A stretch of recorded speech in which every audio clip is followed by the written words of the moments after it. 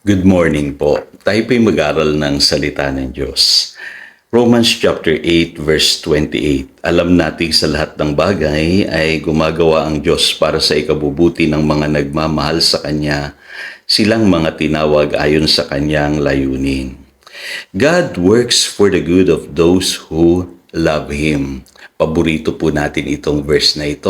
Kaya lang madalas pagka naririnig ko po itong kino-quote, ay kadalasan po putol. Hindi po isinasama yung those who love Him. Sasabihin lang nila, all things work together for good. At alam niyo po, and doon po yung sustansya ng verse na ito. Doon po sa sinasabing those who love Him. Kasi itong pangakong ito ng Diyos ay para lamang doon sa nagmamahal sa Kanya. To those who love Him, who have been called according to His purpose. Kaya mahalaga po maintindihan natin itong sinasabi ng verse na ito. Kasi napaka-powerful po nitong verse na ito. Kung maintindihan lamang natin ito, mababago yung pananaw natin sa ating Christian life at sa paglilingkod natin sa Diyos. So ano ba ang Old Testament counterpart niyang verse na yan? Sa Deuteronomy 7 verse 9 sabi, "Know therefore that the Lord your God is God. He is a faithful God, keeping His covenant of love to 1,000 generations of those who love Him and keep His commands." Yan din yung sinasabi sa Nehemiah chapter 1 verse 5 at sa Daniel chapter 9 verse 4. Sabi diyan, ang Diyos natin, faithful siya. Tapat siya sa kanya pong tipanan o kasunduan sa atin. At higit sa lahat, yung pag-ibig niya, ipinaparanas niya. Dun sa mga taong nagmamahal sa kanya at sumusunod sa kanya. Kaya napakalalim po sana ng ating Christian life kung nauunawaan lamang natin itong mga verses na ito. Kasi ang mga pangakong ito ay para dun sa mga taong nagmamahal sa Diyos. At alam niyo po ba kung ano po ang nagagawa ng pagmamahal natin sa Diyos? Sabi sa Romans chapter 8 verse 28, nauunawaan natin yung purpose natin sa buhay.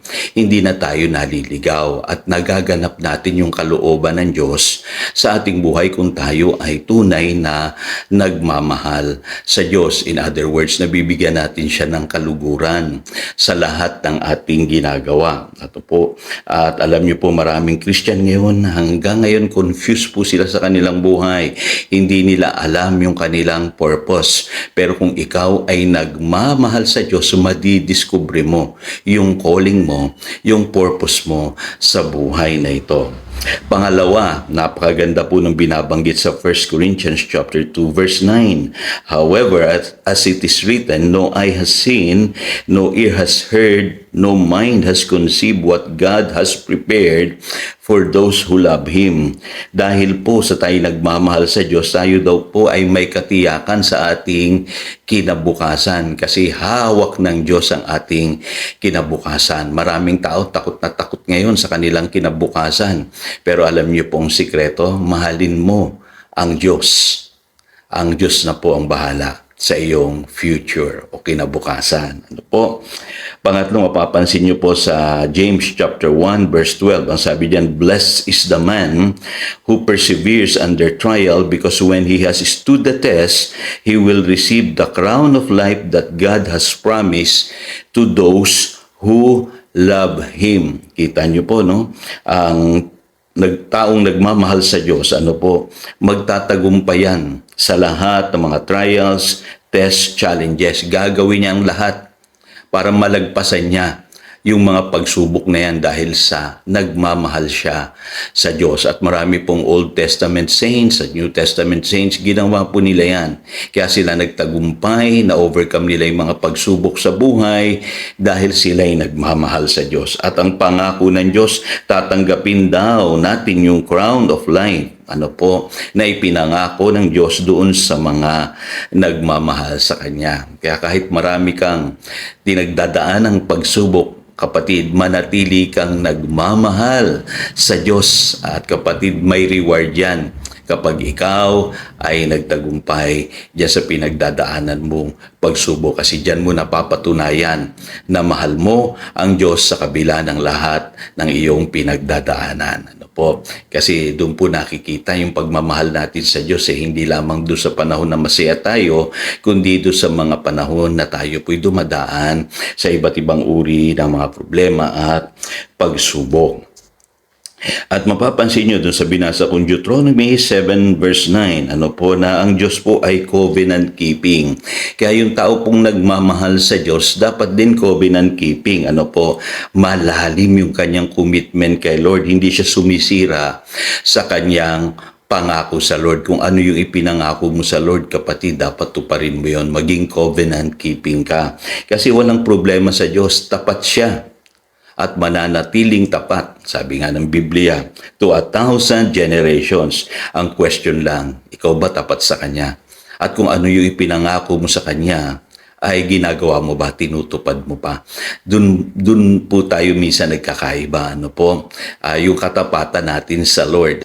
Kaya dapat po covenant keeping po tayo, covenant minded po tayong mga Kristiyano. At alam niyo po ba sa huling araw, marami pong manlalamig sa kanilang pag-ibig sa Diyos. Ipinrophesy na po yan ng Panginoon sa Matthew chapter 24 verse 12 dahil sa pagdamit, paglaganap ng kasamaan at kasalanan. Maraming tao ang manlalamig sa kanilang pag-ibig sa Panginoon at sila'y magiging maibigin sa sarili at sa salapi. Yun po ang sinasabi na 2 Timothy chapter 3 verse 2. Yan pong ginagawang paraan ni Satanas para ilayo tayo sa pag-ibig ng Diyos. Kaya sabi ng Jude chapter 1 verse 21, keep yourselves in God's love as you wait for the mercy of our Lord Jesus Christ to bring you to eternal life. Kailangan po manatili tayong nagmamahal sa Diyos. Hanggang sa pagparitong muli ng Panginoon. Ulitin ko po, kapag natuklasan niyo po yung totoong kahulugan ng Romans chapter 8 verse 28, babaguhin ito ang inyong Christian life at paglilingkod sa Panginoon. Ang pangakong yan ay para doon lamang sa mga nagmamahal sa Diyos. So again, ito si Pastor Jojo nagpapaalala upang daluyan tayo ng pagpapala, manatili tayo sa kanyang salita. Good morning.